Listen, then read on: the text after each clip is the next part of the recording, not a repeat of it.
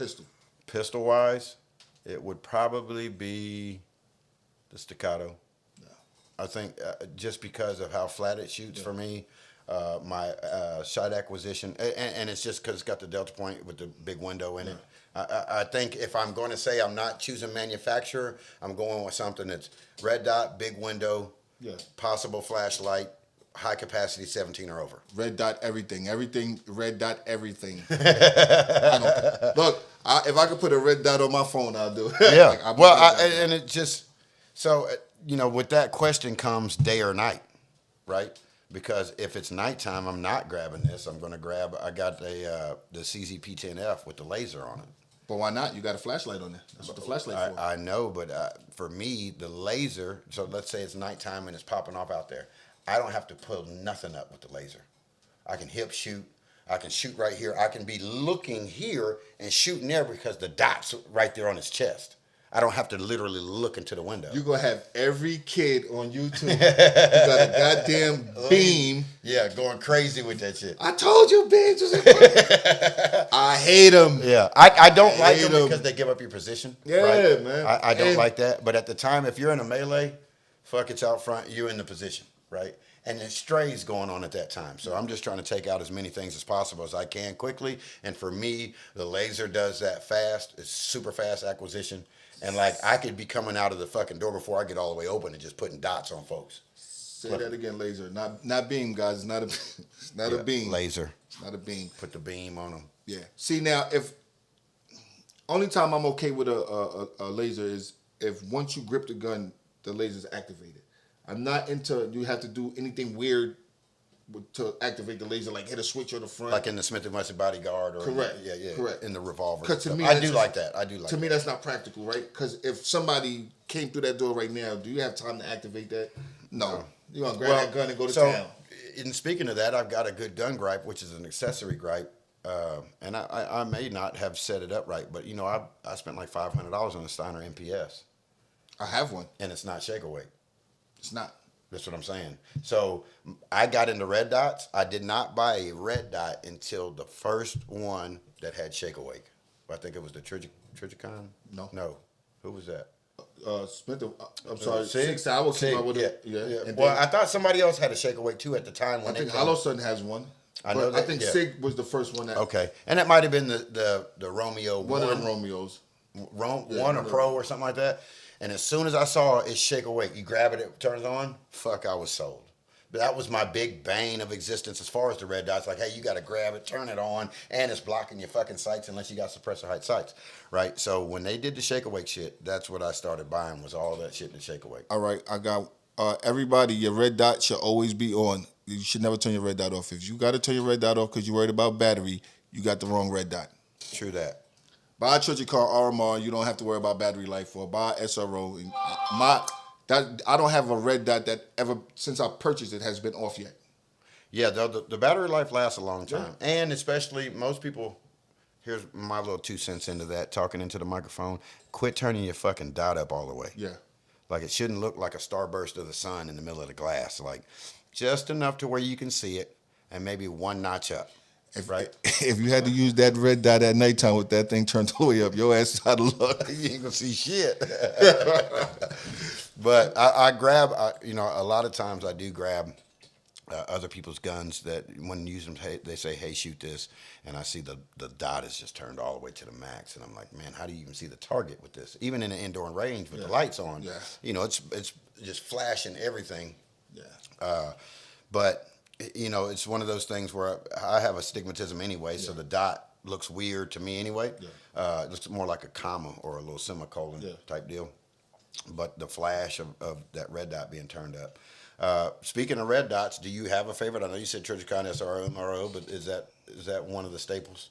Trijicon, SRO, RMR. Yeah. That's it. Yeah. Now, Night Force doesn't make a red dot there. He'd have the. Oh, yeah. Here's the weird thing. So for a long time, I shitted all over the Hollow Sun.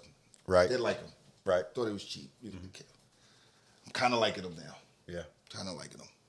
Well, I'm a proponent of what works. When I first started doing different things as far as internet, I was reviewing different shit. So like my big thing was Amazon used to have this little $20 red dot. I forget Firefield or Redfield or some shit like that. It was like $20. I know you're talking about. But man, listen, I had just bought it on a whim, just thinking, oh, I'll try it out. I'll see what's going on with it. Buddy, I beat the fuck out of that motherfucker. I did all kind of, and it still held zero. It still, Wow. you know what I'm saying? Like I took it off of the rifle, put it back on the rifle, still popping zero at 100. And I'm like, well, damn, for $20. The only issue was for the $20, oh, that battery ain't gonna last about a week. Yeah. You know what I'm saying? But as far as the red dot doing its job, Yeah. that little $20 red dot did its job. Now, I was running the fucker 3 solid days. So that's a lot of use for a red dot. So I'd never tried it to see how long it would last, and taking it to the range, because I ended up giving it to a buddy of mine because I was like, hey, you can have this thing. It has $20. You know what I'm saying? Because he wanted something on the rifle. He bought a Ruger AR-15, and I think. What do you think about that? I kind of think that segues into red dots, cheaper knockoff versions. Do you feel like? I know you're a big red dot guy. Do you feel like it's worth it for somebody to go buy let's say they have that $400 to $650, $700 to buy that gun, and to put a little $50, $100 red dot on top of it? No. First of all, are you a new shooter? Is this person a new shooter? Yeah. All right, here's the thing. If you're a new shooter, stay away from red dots. Okay. And why do you say that for a new shooter? Learn on iron sights. It's important, right? Yeah. These things they have batteries. Yeah. Right. They can die on you. That's right. Yeah. And if it died and you needed it, can you still shoot? That's a trick question, and I don't want to answer that. No, that's a real thing, right? Because I can tell you, it's times where people will grab my gun and they can't find a dot, right? And I see them searching for the dot. So, do you see the iron sights? Well, I'm going to tell you, I'm going to do a shameless plug for my buddy Big Mike, training with Big Mike. He actually taught me how to do what's called hood shooting. So if your red dot goes down, you end up just using the hood. Damn right. As long as the hood is level with the head, it's going to hit right there where you need it to. So that was one of those things where I was learning, I forget what they call Aki, something where they put the tape over top of the damn red dot and shit, and then you're actually looking at it to focus on the target, and you can still see the dot in the paper. But we were doing it occluded, right? We were doing it where occluded, where you couldn't see it, but I was learning how to shoot with the hood, right? So, and that's my little caveat. But mostly, yes, no, you can't do that. But how much do you shoot? So that at some point you got to chalk it up to your experience level too, right? Yeah. We talk about a new shooter now. Yeah, right? new shooter. Yeah, you learn on iron sights, right? Learn on iron Once you sights. get the iron sights mastered, then you can graduate to a red dot, right? Yeah, I believe I'm a big proponent in that as well. Yeah. Is iron sights, work at traditional, Right. and then get your scopes or red dots on there too. It's like, hey, because I learned on an old 30-30 with iron sights, right, and no red dots, no scopes, no nothing like that. So when you're out there and you're learning that, everything else becomes a little bit easier. You take this to the range and you let one of your students shoot it, right? And they got a red dot on it, right? And your student is putting hole in hole in hole, and he's like, I love this gun, right? Mm-hmm. You take your gun away, the student go home with his G3C. Can he still shoot? Shit, no. Right. Yeah, he can shoot that gun, but he can't shoot whatever he just took home. Right. Now, I will say shooting with a red dot makes life much easier, especially if you're getting older, your eyes getting, you got Asian eyes, so it's not Asian eyes. It makes life easier for you, but start on the iron sights. It's important. I can stress that enough. Start on the iron sights. And then, like I said, once you master that or your skill set is up, then you jump on the red dot. And once you jump on the red dot, don't look back. Okay. So we got 2 more questions, and we're going to end up wrapping it up. But the question number 1 is appendix versus hip, right? And then question number 2 is, do you ever feel the need to have a backup gun? Whether it's a pocket 22 or an ankle 38 or whatever like that. All right. That versus 2 extra mags or mag holders. A lot of people don't carry the mag holders on the belt line. And I used to carry on the hip and a backup in the pocket, a little 22 or whatever like that. That way, if I did have to pull off something, my rig, then I'd still got something in my pocket I could rock with. Okay. So, the first question was? What was the first Appendix or hip? one? Oh, appendix all day. Okay. Yeah. Appendix all day. I knew you was gonna say that. I just had to ask that question so we had it on film. But sometimes I will, like if I'm open carrying, like if I'm at work or I'm training, I'm on the hip. I'm on the Right. 3 o'clock position. Right. But when I'm out in the streets, out and about, yeah, definitely appendix. Okay. The second question, I don't ever feel like I ever need a backup gun. Right. Like I think at some point I see people do it. Right. Right. I know some guys who pocket carry and then they got one here and they'll tell you the reason why and it'll sound good. It works for them, right? So in the grand scheme of things, you got to do what work for you, right? That don't work for me. I can get me a whatever gun. Let's just say the Staccato P right here. That's what 17 rounds. Yeah, I think 17 so. rounds. I think it's 17 on the base, and then it has that. Yeah, 17. And then the next magazine is 21. 20 or 21. Yeah. 20 in my pocket, 17. I mean, if I can't get it done in those 17 rounds, then you got bigger issues. Right. Because they mostly say in those situations that if you heard 5 rounds, maybe 10 or 11 went off. Yeah. You know what I'm saying? Right. Because in the moment, Yeah. it's more than what people see, and even in perceived. And I think they did some studies even with officers, not knowing how many rounds they fire. how many rounds they fired. You know, in the moment, you just don't know. You squeeze, right? And then also, it comes to this, right? Do you feel that most people who come into the gun shop genuinely want to learn about firearms versus just want one? Or is it the opposite way around? I think most people who come to the shop want to learn about firearms. Right. I truly believe that. Do you got a few that I just want a gun? Yeah. But most people, just through conversation, you talk to a lot of them, you'll find out. Most people want to learn. Right. Right. Some people don't have the means of acquiring that, but most people want to learn. Okay. And then when it comes to rifles, because I wanted to do a pistol and a rifle and separate it. When it comes to rifle, do you feel, in your opinion, that anybody, because I had a conversation with a guy about AR-15s, and he felt, and this is the question, he felt like people should learn to build one from the ground up, from a kit, right? In order to understand it fully. No. Right? And his purpose was saying, hey, same thing as we do for breaking down the pistol, cleaning it, you get more comfortable with it. You get to understand the inner workings of the AR, because he felt like most people who buy an AR-15 know absolutely nothing about the inner workings of it. All right, but when you say buying a kit and assembling it, what do you mean? Everything? Well, Because- and I'm not saying by themselves. Of course, somebody who Right, just buy I a was kit gonna say can't do it. But something I'm just you're not saying, really doing it. would you say You're not really doing it. it would be, well, you can do it in a class setting, right, and put it lower together, right, with an instructor or something like that, and then showing them how to put an upper together, and bolt, Yeah, but but whatever. But I'm just asking because with a pistol you're not so readily available to do that. Right. Right? It's going to come how it comes. Right. So you're just going to basically know how to break it down in a basic form, because most people aren't going to break it down as far as you and I would, pulling fire pins out, sears and trigger bars and all this stuff like that. They're just going to do a simple 4-part breakdown. 5-part at the most. I think Glock, 5 parts breaking it down? I mean, but that's sometimes, most of the time, that's all you really need. Right. You don't really need to get into the nitty gritty of a gun. You just, Well, and I only say that because the AR's only got 2 fucking takedown pins. Yeah. So, like, to take that down is just 2 pins and it's over with. There's really not much to learn in that process, right? I still Now, say switching buy. out a trigger and stuff like that, you kind of learn how the trigger operates, and of course, all this stuff we're talking about is hypothetical, because you can look it up on YouTube and watch a video on the shit. YouTube is It your is best, what it is. YouTube is your best friend. By the way, I learned a lot of stuff from YouTube. Don't get it twisted. Buy. And I say the reason why I say buy is because if you're new to ARs, this might be your first AR warranty. Right.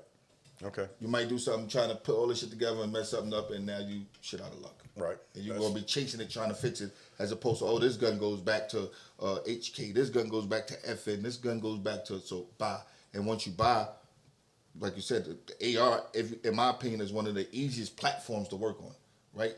Once you buy it, you can learn. You pull a bolt, you start learning certain things, right? You start learning the little nuances of it, and then you can build after that. But the first one, buy. Okay.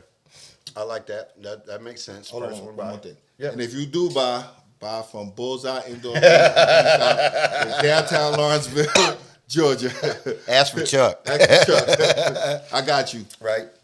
And I asked that question, and he asked the question or answered it because his thought process was, in general, most people who put hands on something, it matters to them Oh, yeah. more. Yeah. Oh, absolutely. So, like, if you paint a painting, it could be the shittiest painting on the planet. Yeah. But because you did it, and it might have been with your daughter or wife or something at the time or for an anniversary, it means more. I agree 1,000% with you. You see what I'm saying? Absolutely. Because, like, for me, and that's what I was telling him, as like a amateur novice, somebody coming in, no. Somebody who's probably purchased a couple rifles, that would be a good course for them absolutely. to really Absolutely. build their own now and stuff like that. But I believe in what he was saying is that when people put their own blood, sweat, and tears into something, they it matters appreciate it more. more. Yeah, They appreciate it more, and they would take care of it. They would probably more likely shoot it more. Yeah. You see what I'm saying? Like, and that's not. We don't know if that's true or not. Yeah. We're just putting hypotheticals out there. Like, I'm gonna say hypotheticals like 9 more times before we get out of You here. know, I probably owned over a trillion AR-15s. I've just started building my own. I literally could. For me, it's just easier to buy what I like. Well, you know, that's funny because when I got into AR-15s, the first thing I hated was having something somebody else had. Yeah. And then as soon as I learned I could build them, I was like, oh shit, I'm off to the races. So I started buying builder kits and stuff like that because I tell people all the time how they see AR-15s, and I'm taking this from all the manufacturers and shit too, because I'm going to tell you straight up, Tactical Citizen TV told you this. All the shit you see right now on the shelf, I was doing that shit 10 years ago. The short handguards, the long 17-inch handguards, the different colors and all that shit, I was doing that shit 10 years ago. And I'm actually fixing to show this man a rifle I built about 10 years ago to see all the different colors and Cerakotes and shit that I was buying and doing. And you'll see that the new, and I'm just going to throw a name out there, like Q and stuff, the same color schemes are something that I've done before companies was even created.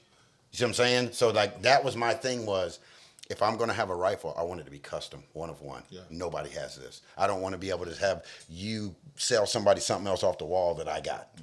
So if I did buy something off the wall, you better believe by the time, you know me, by the time I get home, shit, it's kitted out now. You know what I'm saying? Because I want it different. I want, I'm going to buy a FDE handguard because they only make them in black. Yeah. So I'll have the only FDE one. You see what I'm saying? Or I'll have this and that, or this flashlight versus this trigger or whatever like that. And that's what got me into wanting special pieces and buying custom, even pistols and stuff, or where I broke into that $2,000, $3,000, $4,000, $5,000 range and saying, hey, all right, I know what I'm purchasing. There's great warranty on it. The company is stellar A1, and this is something if I, Staccatos, just to throw that out there, we're gonna throw that out there a bunch, but it's almost like a Glock. You can have a Gen 1 Glock that was actually built in 1984 and damn near get $500 out to some bitch. Yeah. You know what I'm saying? With no problem. Yeah. And there are people that would pay more money for an actual Gen 1 than they would for a remade Gen 1. It's people who hunt for those. Right. There are people who hunt. I'll have several people call the shop looking for that. Yeah. Or specific Gen 2s, Gen 3s. We're talking about Glocks now and stuff like that. But and there's a market for the first gen things or the low serial number things. Yeah. And that kind of puts you on that level of I'm weird. When I go get guns, I tell them I don't want it finger fucked. Sorry, ladies, that's just what I say. Yeah. And which means I don't want one that 19 people have been in here picking up, jostling, whatever. I want it straight out the box. That's just my preference, right? Now, if it's something that I really, really want, then I'm just going to take that finger fucking. Yeah. But for the most part, I'll hold out and wait because you want to be. Yeah, I'm finicky like that with it. Hey, I want it to be straight out the box. I don't want nobody else to touch it. It's cool, right? Because now I know that there's no other hands in the deal. There's no issues. So if I buy that gun and I bring it home and it ain't shooting right, I'm not sitting here spinning wheels thinking somebody don't fuck with this motherfucker. And now I got to send it all the way back to the factory. That's your preference. You know what I'm saying? I respect that. Yeah. But I have bought like used guns. I do, for me, it's man, I want quality.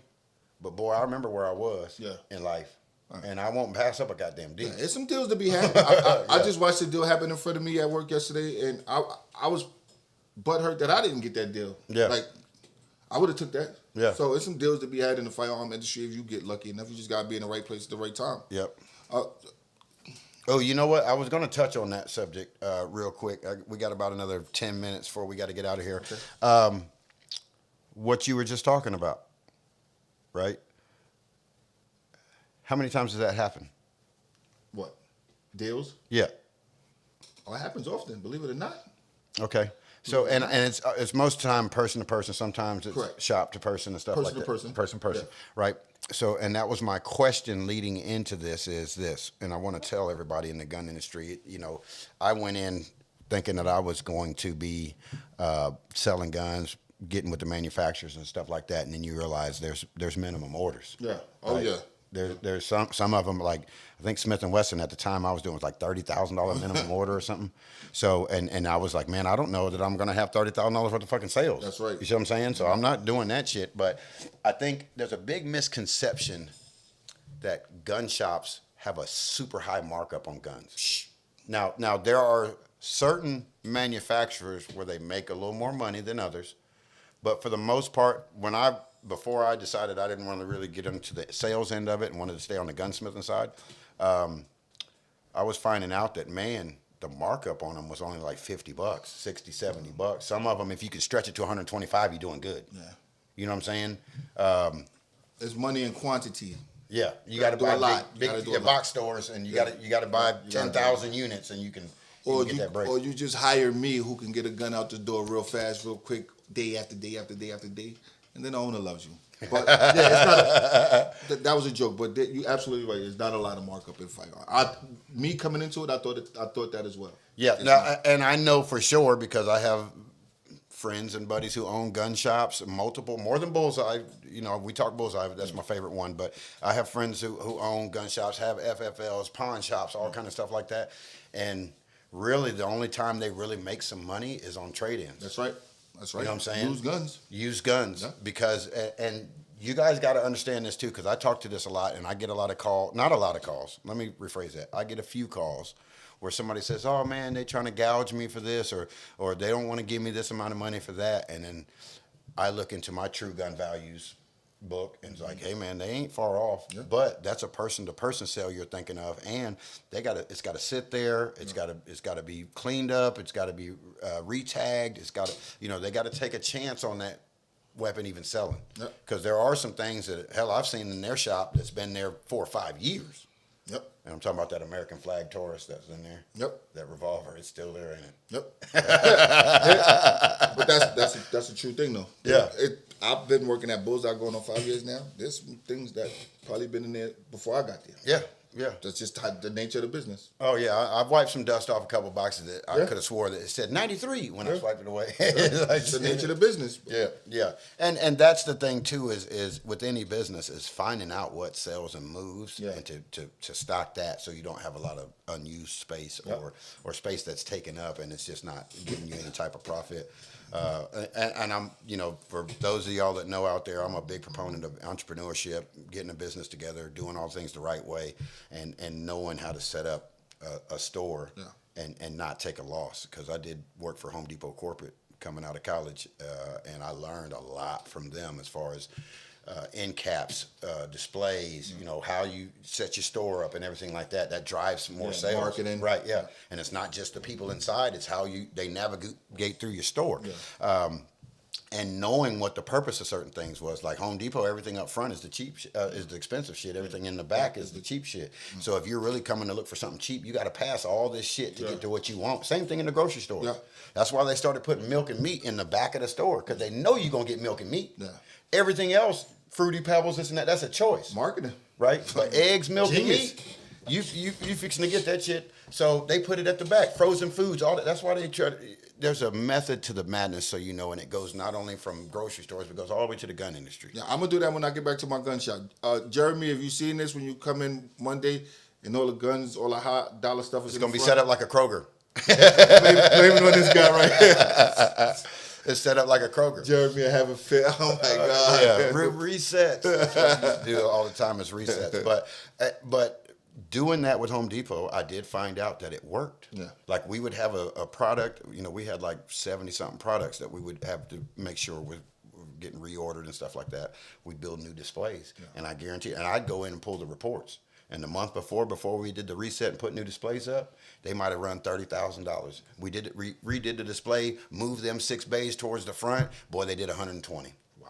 You know what I'm saying? It's like just doing that, Yeah. updating the display with some lights and moving it a few bays And that's over, fact it driven. quadrupled. Yeah. You know what I'm saying? It quadrupled the sales. So certain things, and then knowing what you have, and then knowing that here's a freebie for all you guys like the Walmarts and Kroger's and different things like that. Some of them do outsourcing and stuff like that, but for the most part, they'll go in-house, and it's called a consignment sale. So Home Depot is a big consignment store. Yeah. So a lot of these stores, just so you know, that's actually what you want to do, because like Home Depot don't pay for nothing until they sell it. Yeah. So they get their money first. Yeah. And it's people who actually pay them to get on certain shelves. So they'll pay, certain companies will pay $100,000 to get on the shelf at the end cap at Kroger, because they know the sales is going to make their money back. You know what I'm saying? It's the same reason why people, when they first started doing it, when I was working for Home Depot, they was asking, man, why y'all putting fucking drinks and Snickers and snacks at the front? Well, these are construction workers, and guess what the fuck they love? Yeah. Snacks and sodas and drinks and shit. I did construction for 15 years in New York City. That man is telling the truth. Yeah. So at the end of the day, I want to cross merchandise. I want to cross market. I want to, you know what I'm saying? Yeah. I want to do these things that actually drive some sales. It's the same thing as having certain little snacks and stuff in a store. Yeah. It makes, sometimes it seems like it doesn't make sense, but it's like a Dollar General having underwear and socks. You would think they was just gonna have little foods and some shit like that. Man, I got a little bit of everything. Yeah. So we're a one-stop shop. Yeah. Right. Last question, and then we're gonna get out of here, man. We appreciate you sitting here, us chopping it up. Absolutely. And really talking. This is just really the inaugural podcast with us. We're gonna get to something where hopefully we can do it weekly, and then I've got it to where we can go satellite and do live from the gun shop or anywhere. So, let's do it. Yep. So we'll do that. We got some remote satellite location stuff. We're ready and set up. Quick thing. If anybody say that I'm not growing, this is proof that I'm growing. This man has sat here for about an hour or two with Dallas Cowboy hat on his head. And you know I'm a big New York Giant fan, and I hate the Cowboys, so proof. We just ended racism right there. We just fixed racism. Hey, that's it right there, man. You know, it's all love. Yeah, you know absolutely. What I mean? I'm only joking, guys. And to touch on that as we're getting out of here, it's more important that you guys get from this that the gun industry is not some big machine at this level, right? It's a bunch of people who genuinely care about the industry, about each other even. That's right. About the well-being of people. I get it a lot that some people who don't like guns, who swear that any gun owner is just pure evil, right?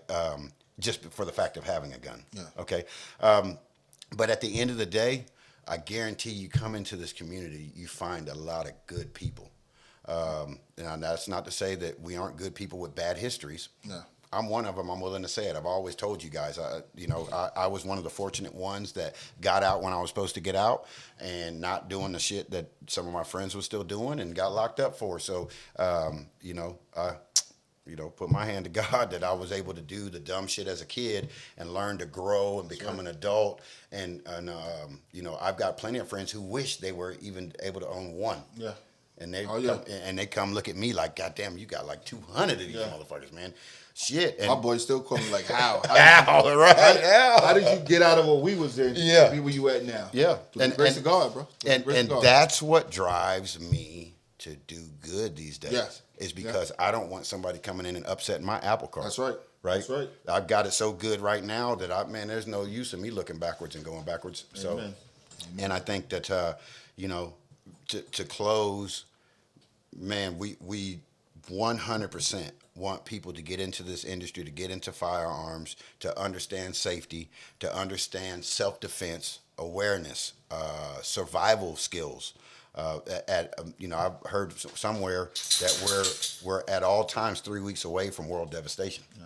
Whether it's famine, whether it's a World War III, whether it's whether it's COVID, a pandemic, you know what I'm saying? We're 3 weeks away from shutting it down. And just to bring up COVID, hell, COVID shut damn near the world down. Absolutely. And everybody felt the presence of that, and how that really kind of like, oh man, shit, it made me start thinking about, man, I need to start storing up water and gas and things like that, because you never know when something's going to happen. And then you'd rather, what they say, I'd rather be a warrior in the garden than a gardener in the war. Yeah. Right? Okay? And that makes perfect sense. And you'll find that most people in this gun industry are the most humble, most unprideful people. They'll let shit go. I tell people all the time, I let more shit go that some of you guys, if they had the skill set and the weapons that I have, you'd have been in jail on a manslaughter because you'd have went off on the deep end. And I have let more things go knowing my proficiency with firearms, right? That back in the day, I'd have jumped that son of a bitch. No, you know what I'm saying? That's, Like that's I'd almost been like on- being a martial artist, right? Yeah. Like, you know better, so you do better. That's right. Yeah, That's right. And that's the whole key of it. And I think we're going to start this thing and hopefully try to go at least once a week, every 2 weeks, and we'll pick different topics, right? So we can really dive in. We kind of went across a broad band of stuff, but there's some more things that we can needle down into. Yeah, we need to. Especially with the awareness things and like giving examples of stuff like that, or the 5 tenets of self-defense and people understanding the law and the letter of the law is what they say, right? And that nobody has any feelings or emotions when it comes to that judge. And gun shop, gun range etiquette. Right, that too as well. That's important to me. Yeah, I'll talk to you about that. And I think that needs to be our next topic. Yeah. Right, is gun shop and gun range etiquette, and that means and I think you can come from the inside of the shop aspect, and I'll come from the outside of the shop aspect. Okay. I think if you can, we'll play it off to where you say things about the customer that needs to change, and I can add in things, whatever I can find about these gun shops. And it's not necessarily bullseye, but there's a lot of gun shops where there's guys out there giving the wrong fucking information. Absolute. And I mean, Oh, man. dead ass. Please, let's discuss that the next time. Yeah, Please. dead ass. And I mean, like it's to the point where it actually hurts the gun community. And you're hurting potential people who want to get into the industry, or not the industry, but wanting to get into firearms and safety and stuff like It's that. a lot of these gun shops taking advantage of people because they don't have the information and they don't have the knowledge that we have as far as sales and what you're selling them. They're taking advantage of people, and that's not right. But we'll discuss that at another time. Heck yeah. Well, look, we appreciate you guys tuning in. Absolutely. We'll get this thing loaded up, and we'll have this out before the end of the week. A little bit of editing, of course. You know how we do it here. We like to be live and direct with you. This is one thing, Chuck. I wanted to make this podcast not be political. I mean, and I hate to call out people, and I'm not calling them out, but like, the Iraq veteran 8888s, the different things, and I love that guy, right? But I think a lot of these gun channels have gone so political. Yeah, And it's just the topic of wanting to do all we got to get back to just the basics. They in a lot of people's pockets, or people in their pockets. So a lot of And they have to, they have pay to for do play things, now. right? Yeah, and they have to do things for that, and like that's why I always said, hey, look, my stuff, if it gets monetized through views, cool, but sponsorships and shit like that, to where I have to tie down and I have to act a certain way or whatever like that, You can't be yourself. man, I'm not going for that shit. Yeah. Right? Because at the end of the day, for me, it's not about money. It's more about educating the people in the community, the firearms industry, the people who want to get into the firearms industry and just learn and stuff like that. And I'm hoping that organically this thing grows, our thing grows. Train with Chuck. You know what I'm saying? Tactical Citizen TV. I don't have any cool shit like Train with Tico. Like that. You know what I'm This saying? man has a wealth of knowledge. Listen, I got to tune in. Yeah, I got to tune in. So we'll be back. Gun reviews. I'll have Chuck in on a few gun reviews because I definitely want to know his opinion on certain guns. We've shot, between the two of us, a myriad of guns, right? So I think really I want to do that to try to help people make an informed decision about your purchase, an informed decision about your holster and accessories and your gear, the specific reasons and whys and knots and all that good stuff there. So, hey, this is Tactical Citizen TV. We appreciate you for tuning in, and we will check you out next week. Peace. That was a good one, brother. My bro. That was a good one. Right? My bro, I ain't gonna lie to you, bro. Yeah, I gotta do this more often. I'm not gonna lie. My nervousness, but you make it easy. Yeah, well, it's just about just talking about Yeah. regular stuff, simple stuff. It's just, most people, like, one guy I was trying to do the podcast with, he was like, oh, we got to do a script. We got to have this and that topic. Man, no, you don't. Yeah. You just jump off the hip because that makes it organic. Yeah. That makes it to where you're not trying to think about, oh, what topic or oh, this and that. And that. Man, you're just talking about whatever comes to mind. Yeah, I'll be honest with you, bro. You made this super. You made it comfortable. Like, I don't know. It's like the questions. I guess maybe because you know me a little bit, you know where I work at, so you kind of knew where to take me. Like, and I ain't had to, because there's some things I had to think about, and you jump right in, like, so what do you think? Like, okay. Good. But I've never done this before, bro. I never, I never when sang you see from it's this. easy. It ain't really bad. It's just more about a comfort. Yeah. Right?